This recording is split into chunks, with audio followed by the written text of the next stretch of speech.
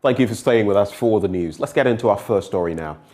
Finance Minister Ken Ofori-Atta says he will meet President Akufo-Addo to take a final decision on the demands of pensioner bondholders for an exemption from the domestic debt exchange program. This was the decision after a meeting between the minister and the group on day 8 of their protest. There is more in this report put together by James Kwesi Aveji.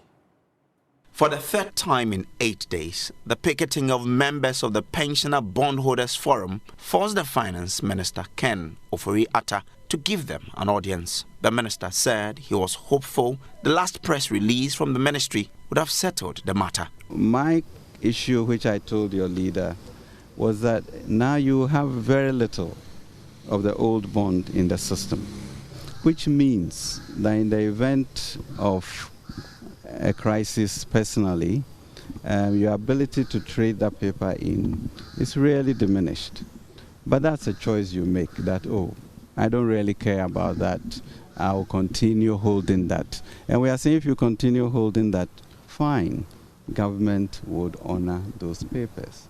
So I'm a little unclear, as to exactly what now the problem is. And what looked like a calm tete-a-tete broke into total confusion when a member of the Arise Ghana group questioned why the bondholders should hold him to his words when such previous promises were not kept. The minister was unhappy. I beg your pardon? Well, if the no. Are you a pensioner? Audience. There's a bit of chaos because when the minister posed the question to know what was happening, there was some sort of interference from the Arise Ghana leader who brought up the issue of mistrust of citizens in government. Looks like the minister, Ken Ofori-Atta, was not happy with that, and so he questioned whether he is also part of the pensioners group, and I think that's what brought the chaos, and he's walked away, and so we would follow to know exactly what would be the next line of action. He's moved to the other side of the ministry in anticipation to continue the address and hear from the group, the pensioner bondholders, to know exactly what the problem is. After a marathon meeting between the two parties behind closed doors, a consensus was reached. I didn't start this if I didn't know it can work. But what exactly did he tell you? Because he told us everything, all the things that he have been telling us, the difficulty, everything. So the same English. So the short tale is that we said we just want the exemption. Using the word you have been exempted. So that is what the minister is going to work on now with higher authorities and come out with something for us to hear. No, we are hoping by the time it gets to Parliament, something would be said. Did he tell you why your decision would have to be taken in conjunction with the president? No, well, he just explained that those were like corporate ones, the pension funds, and they can use their funds to do something as a group. So that's easier. If you don't want to bring them under, you can design a package for them. But the difficulty is the individuals. If you exempt them, you can't treat them as that one. While the pensioner bondholders look forward to a conclusive decision on their fate by close of day Thursday, they have planned to picket Parliament to press home their demands. James Kwesi Aveji's report read to you. The Department of Pharmacomancy of the Kwame Nkrumah University of Science and Technology has found vital nutrients in 9 vegetables commonly consumed in Ghana. The findings of this research are found in the journal World Journal of Advanced Research and Reviews. Love FM's Kwesi Deborah reports. I like green leaf vegetables because, one, it contains iron that helps reduce anemia. So I usually tend to take green leaf vegetables when I'm menstruating to help me replace whatever I lost whilst losing blood. And then I also take in the green leaf vegetables because it helps reduce abdominal bloating and a lot more. two examples of green vegetables. You have the spinach and then consume. Yes. The reason why I like them is because they are enriched with vitamins and minerals. In Africa, leafy vegetables are increasingly being recognized as possible contributors of both micronutrients and bioactive compounds in diets. However, the Ghanaian diet comprises mainly starchy roots and cereals. For their study, the scientists picked indigenous leafy vegetables consumed in 2 communities in the northern region of Ghana to find out the nutrients they contained. Professor Gustav Komlaga is with the Department of Pharmacognosy, Kwame Nkrumah University of Science and Technology. In Ghana, people, especially from the northern descent, and then those from the Volta region, use vegetables, leafy vegetables in most of the diets they take. And in Ashanti region, everybody knows that Northerners take leafy vegetables, including alefu, which is Cocorus olitorius, what else? Ayoyo. They take ayoyo and all that in their meals. So I wanted to find out what could be the health benefits as they take this as part of their meals. We also look at the antioxidant activity, where we determine or analyze the plant samples for free radical scavenging activity, and then total phenolic content, total flavonoid content, because all these contribute to antioxidant activity. The vegetables were found to contain various groups of phytochemicals and were generally rich in carbohydrates, protein and fiber, but low in fat. Amaranthus cruentus, also known as alefu, was found to have the highest antioxidant capacity. The antioxidant property of this plant helps in reducing oxidative stress, which contributes towards many chronic diseases such as atherosclerosis, cancer, diabetes, rheumatoid arthritis, and other degenerative diseases in humans. Annona reticulata, locally known as Dasaluk, and moringa were found to have high fiber content, which is essential for digestive health and regular bowel movements. We take these vegetables, which are full of free antioxidants or chemical compounds that could neutralize free radicals in the body. It helps our health. It's appropriate that you don't overcook them. You cook them for a very short time, probably maximum 10 minutes maximum should be enough. When they are well covered, 10 minutes maximum should be enough. But sometimes people overcook them, destroying the vitamins. Now, scientists at the Kwame Nkrumah University of Science and Technology believe cassava, for instance, can replace wheat. They say leveraging such innovations will reduce Ghana's dependence on these foreign products. Dr. Abena Echamwachi of the Department of Food Science and Technology says studies conducted at the KNUST have shown promising results with replacing wheat with cassava in bread. Dr. Abena Echamwachi of the Department of Food Science and Technology says studies conducted at KNUST have shown promising results with replacing wheat with cassava in bread. So over the years, we conceptualize the themes we take for each year vis-a-vis ongoing global issues related to food and to nutrition, and also national issues. So for this year, our theme is promoting our food and culture for overall well-being and sustainable development. And this theme was chosen in light of ongoing crisis globally and also in our nation with wheat and oils. But from our studies that we have done in the department and in the university, we have proven that we have what it takes, if not to totally take away wheat, but at least to substitute to an extent, so that we can be self-sufficient when it comes to providing food for us in terms of using wheat or using the imported oils. These innovations and more will be given special attention in the 2023 KNUST Food Festival. The theme for this year is promoting our culture and food for well-being and sustainable development. Dr. John Louis Zinia Zauku is a member of the local organizing committee. For this year's food festival, we would expect to have different varieties or types of food. So we are going to show some diversified foods, which would cover not just the national or indigenous foods, but we're going to have from the international perspective as well. So we have our students from the International Programs Office who would be coming along with some of their indigenous foods as well. And of course, we would have our local Ghanaian dishes as well. We would also have what we call the food bazaar, where there will be enough to eat, yes. And then we would also have finally the food innovation presentations, where we will be talking about innovative technologies in food science and technology for food safety.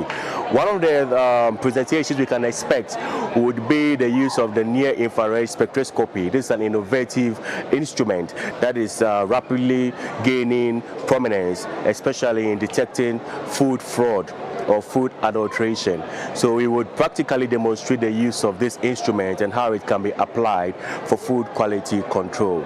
Also, you would have the opportunity to network with all the different personalities from all over the world that would be around for this year's food festival. Reporting for Joy News, Kwesi Deborah. Let's go to the Upper West region now, and stakeholders in the mining sector are worried about the prospecting of gold by Azuma Resources Limited. They say the company has actually been mining instead of prospecting for the mineral. There have been tense moments between locals and officials of the company, prompting an intervention by the Upper West Regional Coordinating Council. Here's Rafiq Salam's report on that incident. Upper West Regional Minister Dr. Hafiz bin Salih sets the tone for the meeting. We will not spare any effort at ensuring that Azuma releases a portion of its concession to our communities. However, the needed processes must be followed. Before we allow you to do mining, you must have your mining license. And let me state that what we will not tolerate in the region is illegal mining. That I want to make very clear, that under no circumstance shall we allow illegal mining in the Upper West region. It will not happen. This is the first dialogue between stakeholders in the mining sector and Azuma Resources Limited since the latter started prospecting for gold in the Upper West region 17 years ago. Senior Communications Relations Officer of Azuma Resources Limited, Solomon Derry, revealed that since 2006, the company has expended $6 million in local content that includes social corporate responsibility, local business, and employment. They have also ceded 25% of its concession to the Mineral Commission for community mining. So these were areas Azuma Resources had expended $2 million drilling, taking soil samples to define gold, the deposits. And we're able to define about 700,000 ounces of gold there. At the market value of $130 million US. So one can imagine the commitment of Azuma Resources to ensuring that we have this policy succeed, and also to help our brothers who are also trying to earn a living.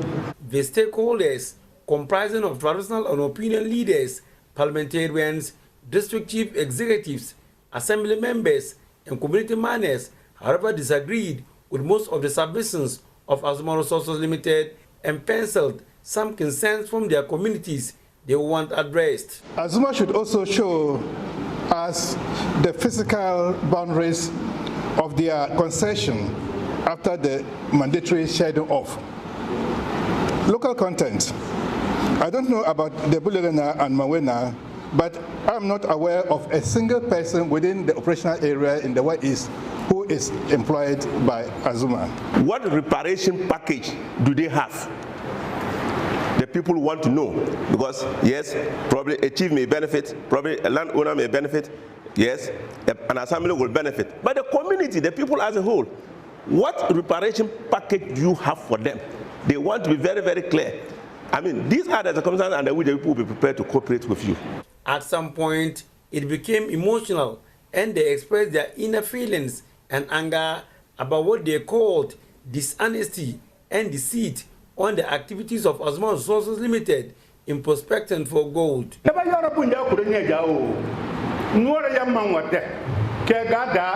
only come with empty talk. You selected 12 of our pupils to sponsor their education and ended up giving each 3 exercise books and a pencil.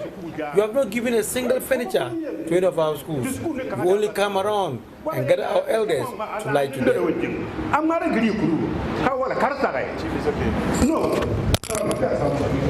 There is also the issue of constant harassment and brutalities visited on the people by the military in the name of protecting concession of Azumah Resources Limited. There are times as early as 4 a.m. you see military men in Manwe without any provocation. They beat up people, seize motorbikes, and then bring down houses. I don't know why. Manwe itself is not a mining community. So if you want to deal with galamseyers, you don't go to the town itself. There was a day someone was going to the farm. He was seen and perceived to be going to Galamsey site. He was beaten and his motor taken away. Reporting for J News, Rafik Salam. Wow.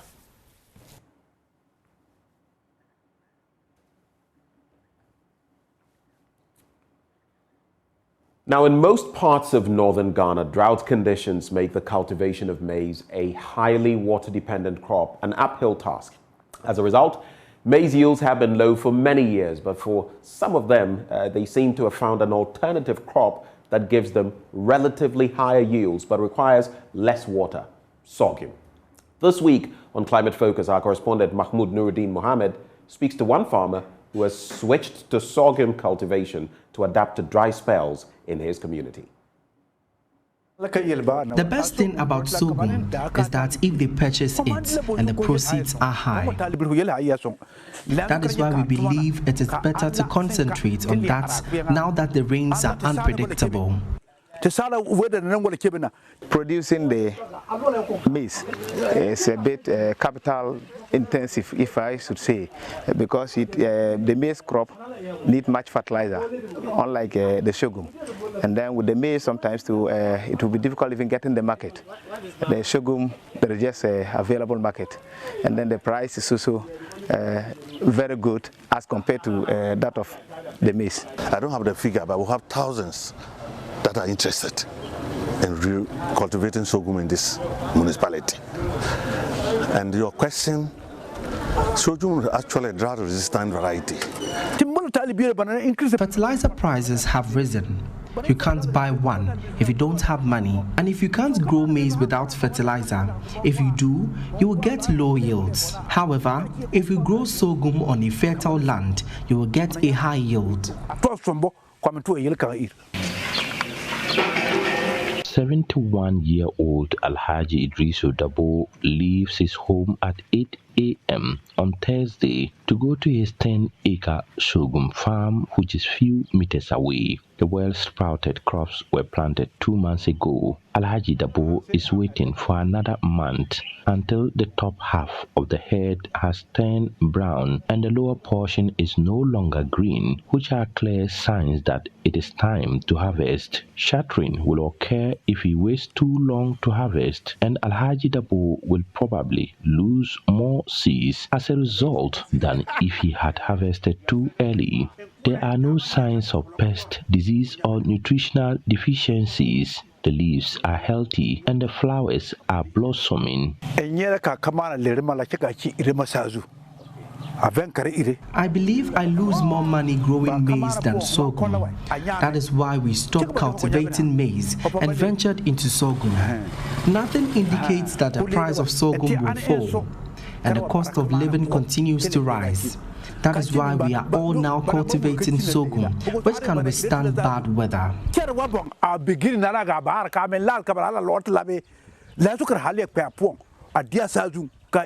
He visits the farm every day to keep an eye on any challenges and to act if necessary to protect his investment. And since when we started farming sorghum, no one in Chapori has harvested more sorghum than I have. In the Upper West region of Ghana's Chapori community, there hasn't been any significant rainfall for some time now, but the 71-year-old farmer is delighted with how well his crops are surviving despite the dry weather.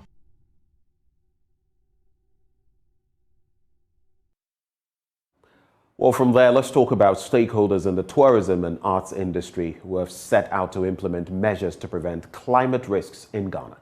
Manager for Health, Safety and Environment at the Petroleum Commission, Jonathan Nadomite, at an engagement on Wednesday, revealed that his outfit would ensure waste generated on the seas is segregated and not deposited into water bodies. There's more in this report by Jacqueline Ansumayabua.